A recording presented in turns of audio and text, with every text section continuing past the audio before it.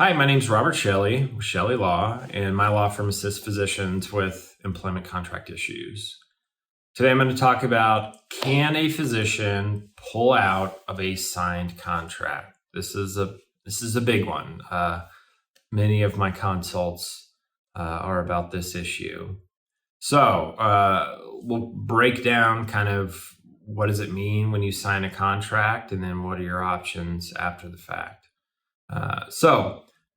Yes, you can pull out of a signed contract. However, there may be some repercussions involved with that.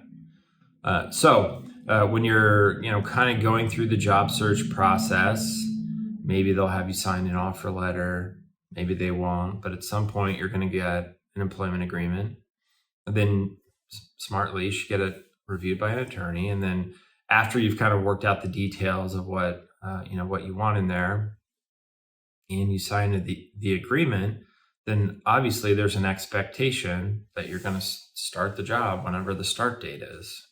However, there are circumstances where a job opportunity and a signed agreement at one point made a ton of sense, and then maybe 6 months later, it doesn't make any sense at all. So there are kind of different things to think about when you want to, break a contract. So first, there may be language in the agreement that goes through exactly what happens if a physician doesn't start in time. So, for instance, if the employer paid some kind of residency or fellowship stipend, there will be language in there about how that needs to be repaid if the physician doesn't start in time. And then other contracts may have some kind of penalty associated with signing the agreement and then pulling out and not actually starting the job. I'll be honest, it's pretty rare to see language like that. Most places do not put that language in the contract. However, some do.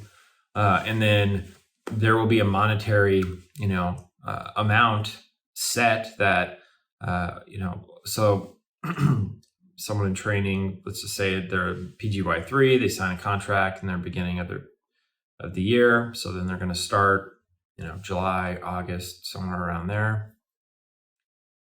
3 months later, there's some kind of, family emergency, not going to be able to start the job. And then the contract states, if you do not actually start providing care for us on the start date listed in the agreement, you owe us $10,000 or $20,000. In that case, you agreed to the contract, and it's clear kind of what the repercussions of them not starting, and so you would owe them that amount. Now, unless this employer is just a heartless bastard, if you have an actual family emergency or some kind of medical illness for yourself or a family member, and it just absolutely can't happen with you starting the job, I would be surprised if the employer would actually go through with enforcing that penalty. If you're just breaking that contract because you have a better offer, they're paying more higher bonus, whatever, that's why the provision is in there. And it's in there for a couple of reasons. If a physician employer is hiring a recruiter, then they have to pay for that. Once they have a signed contract by a physician, then they'll probably start the credentialing process, because that can take a decently long amount of time in some states. So they've filled out those applications, paid for the application fee for the credentialing. Maybe they've started the privileging process if you're having to get privileges at a hospital nearby. And then more importantly, they've stopped recruiting for the position. So if they absolutely need somebody in August, they have a physician locked down, well, they're not going to keep looking for another physician. And so if someone pulls out, 2 months before the job is supposed to start, that practice, that healthcare network, that hospital can be in a pretty difficult position if they have a volume need or maybe they're replacing a physician who's leaving, and then that person who signed the contract just says, I'm not going to start. I'm moving on somewhere else. So the employer could theoretically come after you for, the recruitment fees, the credentialing fees, maybe some kind of damages for lost revenue. If they, maybe if you pull out the day before you're supposed to start, and they're, kind of relying upon the, collections that they would receive from your practice. Now, it would be very unlikely that a practice or an employer would come after the physician for those type of damages.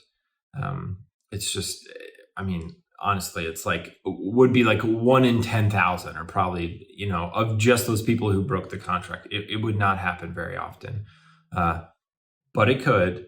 So you need to know, kind of the repercussions. So can a physician break a signed contract? Absolutely, they can, but there may be some kind of negative outcome associated with that.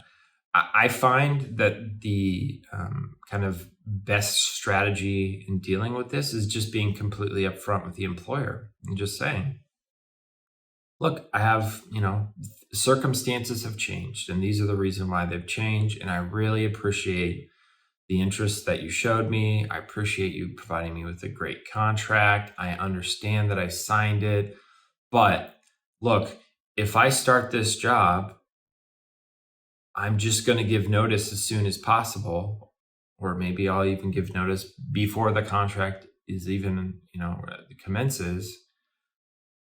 And then there's nothing you can do about that. Every contract's going to have without cause termination. So that's kind of the leverage point there. Nobody wants to bring in a physician who doesn't want to be there.